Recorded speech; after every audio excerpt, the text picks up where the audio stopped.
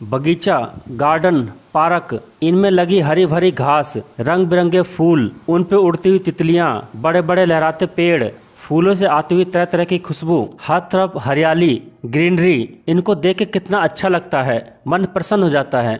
Garden, park maintained तरीके से, व्यवस्थित तरीके से अगर रखा जाए, देखभाल करके उसको मेंटेन किया जाए तो उसको देख के मन प्रसन्न हो जाता है, उसमें 2 पल बैठने की इच्छा करती है। उस बगीचे में जो एक फूल का पेड़ है जिसको देखने में बहुत अच्छा लगता है, अच्छी खुशबू आ रही है, जब वो लगाया गया होगा बगीचे की जमीन में तो क्या सिर्फ वो पौधा या फूल का पौधा ही आगे बढ़ा होगा? क्या वो फूल का पौधा ही ग्रो किया होगा? नहीं, उस फूल के साथ, उस फूल के पौधे के साथ दुनिया भर के घास, खरपतवार, हर्ब एंड सर्ब उगी होंगी। फूल के पौधे के ग्रो होने के दौरान इसके साथ जो उगने वाली फालतू खरपतवार, अनवांटेड प्लांट्स, उनको आप रोक नहीं सकते। ये मिट्टी सभी को समान अवसर देती है, चाहे वो इंसानों के लिए काम की चीज हो या काम की ना हो। मिट्टी कभी भेदभाव नहीं करती है। अगर वो एक फूल के पौधे को ग्रो कर रही है तो साथ में ही उसके अंदर और भी जो बेकार के खरपतवार हैं उनको भी जब पानी और खाद मिलेगा तो वो भी ग्रो करेंगे। अब ये इंसानों पर डिपेंड करता है, उस माली पर डिपेंड करता है कि उस फूल को ग्रो करने के लिए, उस फूल को ही सिर्फ ग्रो कराने के लिए, उस सिर्फ फूल के पौधे का ही विकास होने देने के लिए उसको आस पास की आलतू फालतू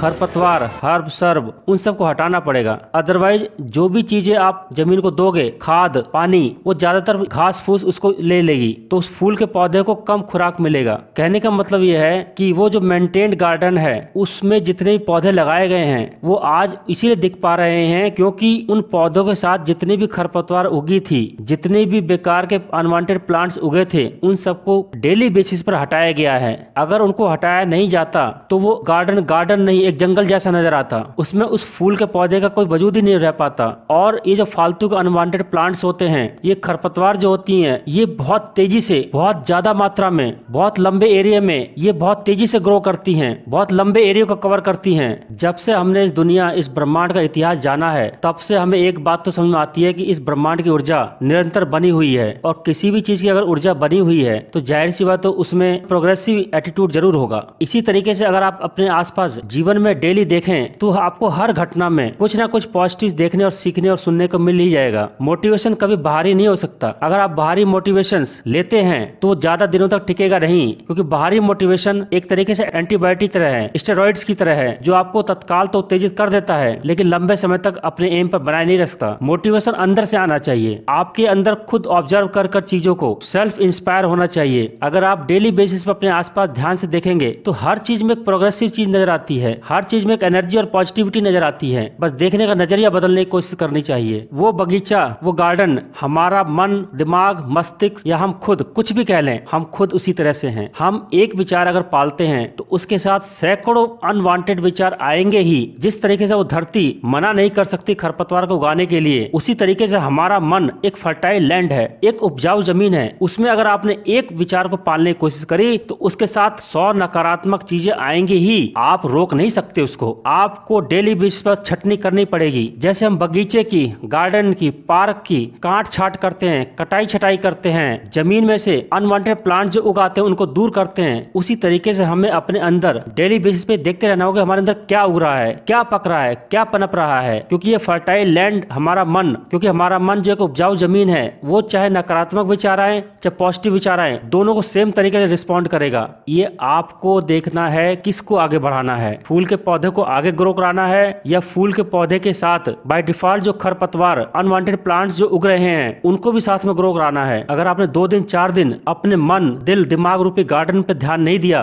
तो ये जो अनवांटेड प्लांट्स हैं ये बहुत तेजी से, बहुत ज्यादा मात्रा में, बहुत लंबे एरिया में ग्रो करते हैं। ऐसा ना हो कि आपको देर हो जाए और ये अनवांटेड प्लांट्स आपके उस छोटे से पौधे को, उस छोटे से फूल को, उस छोटे से फूल के पौधे को, उस छोटे से एक विचार, पॉजिटिव विचार जिसे आप पैदा करने की कोशिश कर रहे थे, ढक दें, उसकी सारी खुराक को निचोड़ लें, उसके सारे खुराक को खा जाएं और आपका पेड़ मुरझा के सूख जाए। सतर्क हो जाओ, देखते रहो। एक चीज जो आप करना चाहते हो, जो आप सोच रहे हो, उसकी देखभाल, उस पौधे की परवरिश, उसकी एनरिचमेंट सही तरीके से हो रही है या नहीं हो रही है। किसी एक पॉजिटिव विचार को, अपने एम और उद्देश्य के विचार को एक छोटे बच्चे की तरह पालना पड़ता है। एक छोटा बच्चा जो 2 दिन 4 दिन 1 साल का छोटा बच्चा है, कुछ नहीं जानता, हम अपने बच्चे की कैसे केयर करते हैं, उस छोटे बच्चे की तरह उसको संरक्षित करना पड़ता है। इस खरपतवार रूपी नेगेटिव नेगेटिव विचारों से मन की सफाई करते रहो, क्योंकि बहुत तेजी से, बहुत ज्यादा मात्रा में और बहुत जटिल धरती को जकड़ते हुए ग्रो करते हैं। अगर आप में देर हो गई इनको उखाड़ने में तो आप इनको खींच कर, नोच कर उखाड़ नहीं पाओगे। फैल जाएगा पूरे धरती पर, फैल जाएगा आपके पूरे मन रूपी धरती पर। देखते रहो, दिल दिमाग मस्ती की सफाई करते रहो। Otherwise unwanted plants,